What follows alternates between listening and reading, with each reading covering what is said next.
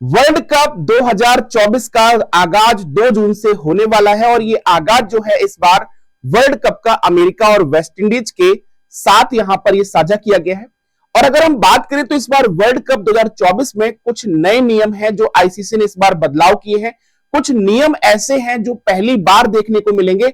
तो क्या है वर्ल्ड कप 2024 के इंटरेस्टिंग नियम, इन नियम के बारे में हम जान लेते हैं कि ऐसा ना हो कि ऐसा नियम आपके सामने आए और आपको लगे कि ये क्या रहा, कि ये जो वर्ल्ड कप 2024 में हो रहा है ये क्या हो रहा है। तो जान लेते हैं कुछ इंटरेस्टिंग नियम जो आईसीसी ने 2024 के लिए वर्ल्ड कप में खास तौर पर इनको रखा गया है। तो पहला नियम क्या है वर्ल्ड कप 2024 का?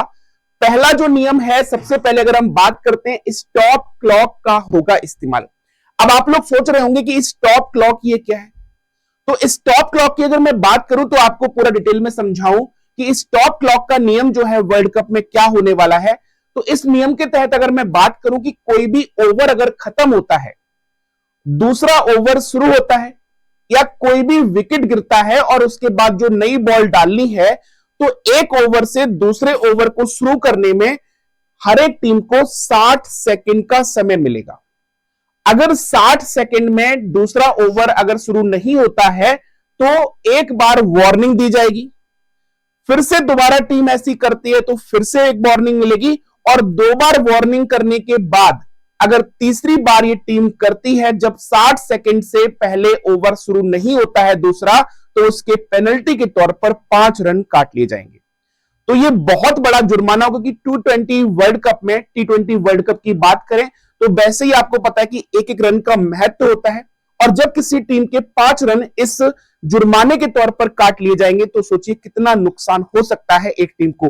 तो ये बहुत ही ध्यान से एक टीम को खेलना होगा, बहुत ही चीजों को ध्यान में रखना होगा कि हमें हर एक ओवर को खत्म करने के लिए और दूसरे ओवर को शुरू करने के लिए हमें 60 सेकंड का जो अंतराल मिलेगा, उस अंतराल में हमें दूसरा ओवर शुरू करना होगा। दूसरे नियम की अगर मैं बात करूं तो यहां पर ये नियम जो है, ये आप कहेंगे कि ये नियम ऐसा क्यों बनाया। आप दांतों तले यानी कि उंगली चबा लेंगे, तो दांतों तले यहां पर उंगली आप दबा लेंगे, तो उंगली कैसे दबा लेंगे? क्योंकि यहां पर जो नियम रखा गया है, पहले सेमीफाइनल और फाइनल के लिए रिजर्व डे का आयोजन रखा गया है। तो पहला सेमीफाइनल होगा, उसके लिए एक रिजर्व डे रखा गया है, और फाइनल जो होगा उसके लिए एक रिजर्व डे रखा गया है, लेकिन दूसरे सेमीफाइनल के लिए कोई भी रिजर्व डे नहीं रखा गया। तो आप सोचने पर मजबूर हो गए होंगे कि ये नियम ऐसा क्यों बनाया कि पहला सेमीफाइनल का रिजर्व डे है, फाइनल के लिए रिजर्व डे है, लेकिन सेकेंड सेमीफाइनल के लिए कोई भी रिजर्व डे नहीं रखा गया। तो ये बहुत ही कहते पेचीदा नियम जो है इस बार आईसीसी ने वर्ल्ड कप में ये लिया है। इसके बाद अगर हम बात करते हैं तो तीसरा नियम आता है, मैच अगर टाई हुआ तो सुपर ओवर से ही फैसला होगा। आपको याद होगा कि वर्ल्ड कप 2007 जो था उसमें बॉल आउट का नियम था, यानी कि 2 टीमें आपकी बॉल 6-6 फेंकती थी, जो भी विकेट पे ज्यादा हिट होगी वही टीम ज्यादा जीतती थी। लेकिन यहां पर क्या है कि आपको ध्यान रखना है कि जो सुपर ओवर का जो यहां पर फैसला चला आ रहा है वो फैसला चलता रहेगा, वो नियम लगातार बना हुआ है। यानी कि अगर मैच यहां पर टाई होता है, दोनों की अगर मान लो बराबर अगर रन है, तो वो सुपर ओवर खेला जाएगा, एक एक ओवर का मैच होगा जिसमें जो टीम ज्यादा रन बनाएगी वो टीम विजेता घोषित होगी। अगर फिर से वो टीम बराबर रन बनाती है तो फिर से मैच होगा, यानी तब तक सारे मैच कराए जाएंगे एक एक ओवर के जब तक वो टीम विजयी घोषित ना हो जाए। ठीक है, आपको नियम याद होगा कि 2019 वर्ल्ड कप का, जहां पर बाउंड्री के बेस पर, चौके और छक्कों के बेस पर, क्योंकि आपको पता है कि मैच जो स्कोर खत्म हुआ था वो बराबर टाई हुआ था, सुपर ओवर हुआ वो भी टाई हो गया, तो फिर क्या किया, इंग्लैंड को विजेता घोषित कर दिया गया। और वो किस आधार पर किया गया कि चौके छक्के जो थे वो ज्यादा इंग्लैंड ने लगाए थे। तो ये आधार जो था इसको बहुत लोगों ने गलत माना। तो ये मैच आपका तब तक चलेगा जब तक एक टीम विजयी घोषित नहीं हो जाती, तब तक ये सुपर ओवर चलते रहेंगे। ठीक है, इसके बाद अगर मैं बात करूं, नेक्स्ट नियम जो है 3 घंटे 10 मिनट में मैच खत्म होना होगा। जैसे कि आपने देखा कि इस बार आईपीएल चल रहे थे तो 7:30 बजे आईपीएल शुरू होता था और 11:30 यानी कई बार तो 11:45 बजे तक का समय हो जाता था जब तक आईपीएल खत्म होता था दोनों पारी। तो 4 घंटे से ऊपर का समय दोनों टीमें ले जाती थी।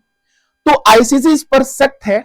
आईसीसी ने कह दिया है कि पूरा मैच खत्म करने के लिए 3 घंटे 10 मिनट मिलेगा और एक पारी को खत्म करने के लिए 85 मिनट्स यानी 1 घंटा 25 मिनट का समय दिया गया है।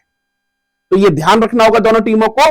अगर वो ऐसा नहीं करती हैं तो जो 5 खिलाड़ी बाहर रहते हैं 30 यार्ड से, वो एक खिलाड़ी अंदर आ जाएगा और वो नुकसान हो जाता है टीम को, जो बॉलिंग करती है उसको नुकसान हो जाता है। इसके बाद अगर हम बात करते हैं तो अगला नियम है बारिश हुई तो डीएलएस निकालने का नतीजा। जैसे आपको पता है डीएलएस का मतलब क्या होता है, डकवर्थ लुईस सिस्टम, ठीक है। तो इस नियम से मैच का नतीजा निकलेगा।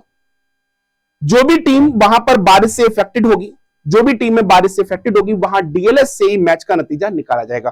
तो ये कुछ खास नियम है वर्ल्ड कप 2024 के लिए। जो कुछ नियम ऐसे थे जो नए थे और कुछ नियम ऐसे थे जो आपको जानने चाहिए थे। तो ऐसी शानदार इंटरेस्टिंग वीडियो के लिए आप लोग मेरे साथ बने रहिए और लगातार फॉलो करते रहिए एसजीआई कंपटीशन क्लासेस को।